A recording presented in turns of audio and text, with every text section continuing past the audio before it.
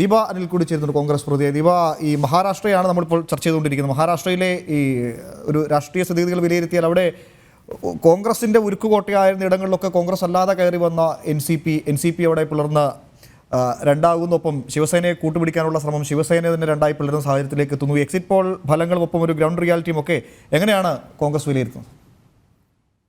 തീർച്ചയായിട്ടും കോൺഗ്രസിന്റെ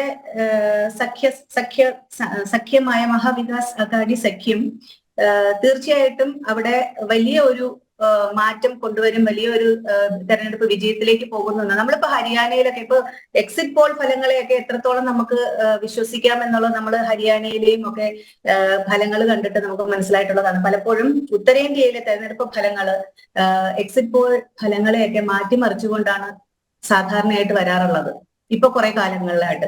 അപ്പൊ തീർച്ചയായിട്ടും ഇവിടെ നേരത്തെ സൂചിപ്പിച്ചതുപോലെ കർഷകരോടുള്ള മോദി സർക്കാരിന്റെ നയം അതൊക്കെ തന്നെ ഈ മഹാരാഷ്ട്രയില് വലിയ ഒരു രീതിയിൽ ഒരു തിരിച്ചടി ഈ BJP സഖ്യകക്ഷികൾക്ക് ഉണ്ടാവും എന്നുള്ളതിന് യാതൊരു സംശയവുമില്ല. NDA സഖ്യകക്ഷികൾക്ക് ഉണ്ടാവും എന്നുള്ളതിന്. തീർച്ചയായിട്ടും കോൺഗ്രസിനെ സംബന്ധിച്ചിടത്തോളം എന്തൊക്കെ തന്നെ ആയാലും മഹാരാഷ്ട്രയിൽ ആദ്യം മുതൽ തന്നെ ചിട്ടയായിട്ടുള്ള പ്രവർത്തനങ്ങൾ, സ്ഥാനാർത്ഥി നിർണയം മുതൽക്ക് തന്നെ ചിട്ടയായിട്ടുള്ള രീതിയിലുള്ള പ്രവർത്തനങ്ങൾ നടന്നിട്ടുണ്ട്. അതിന്റെ ഫലം തെരഞ്ഞെടുപ്പിൽ ഉണ്ടാകും, റിസൾട്ട് നാളെ വരുമ്പോൾ ഉണ്ടാകും എന്ന് തന്നെയാണ് ഞങ്ങൾ പ്രതീക്ഷിക്കുന്നത്.